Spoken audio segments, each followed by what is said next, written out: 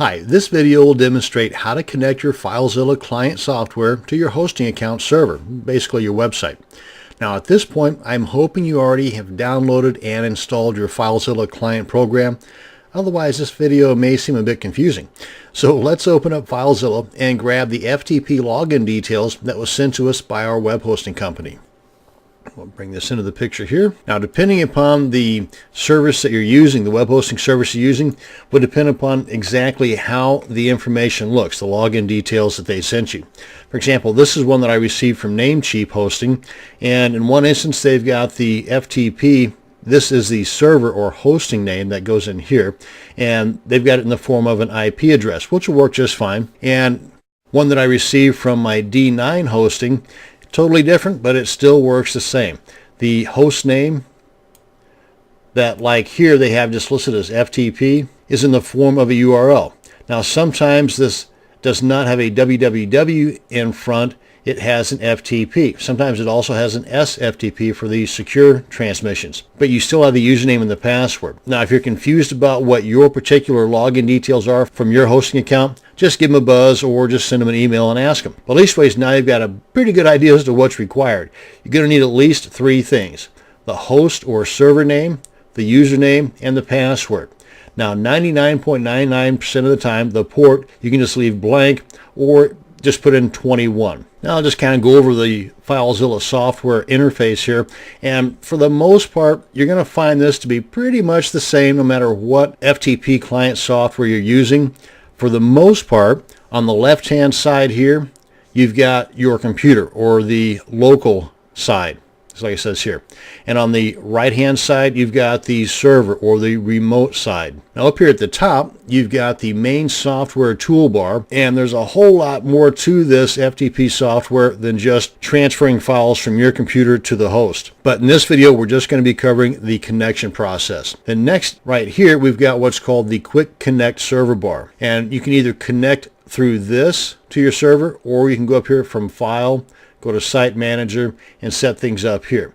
This would be more of a permanent basis, whereas this would be more of a temporary. Now, either way will work just perfectly as far as getting connected to your web hosting server. Now, this area right in here really doesn't do a whole lot for you, but it's called the FTP message log area. And for the techies, there are some details in here that might help you understand more about what's going on. And down here at the very bottom, and you can always scroll these guys up and down to give more room for the area that you're more interested in seeing or gaining access to. But down here we've got the file transfer queue, and you've got some additional tabs down here that will tell you about all the files, the failed transfer files, and the successful transfer files. So that's a quick look at what's going on here. Let's go ahead and get connected. Now again, you can either use the Quick Connect, and if you use the Quick Connect, then the information that you put in here is stored over here if you hit that drop down arrow. Of course, this being a new install, there are none.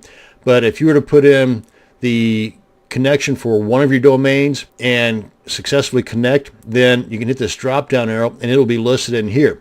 You would then just select that, click on Quick Connect, and like the name implies, boom, you're quickly connected.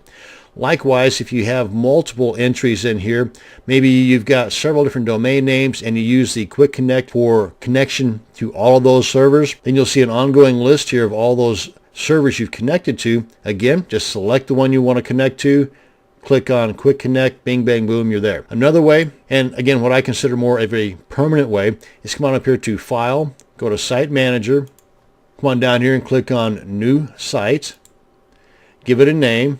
Again, try to keep things as organized as possible. And as soon as you click on New Site, you're going to see all these other options become available. Now, a lot of this is pretty self-explanatory, but again, right now I'm just covering the basics. And I just want to enter in the host name, and I'm going to leave the port alone because for the most part, it'll work just fine if it's blank. But again, 21 is what goes in there. And I'm going to put in the host name here, copy and paste.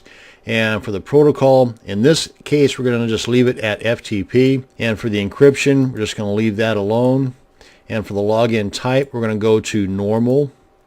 And for the user and the password, those are the other two items of the three that we need to successfully log in that we receive from our hosting account. And let's go ahead and put in here. And the password thusly. And click on connect. And of course, you've got a spot here for any comments. If, say, for example, if this particular FTP account was set up for someone doing some work like an outsourcer or something, then you might want to put in a comment here, delete at this date or something like that. You can see up here that whatever this stuff means, that it happened and that we are successfully connected. And that's it. That is how you can connect your FTP client software, in this case FileZilla, to your server, and a little bit of a breakdown of the different parts of the FileZilla user interface. Thank you very much for watching, and you have a great day.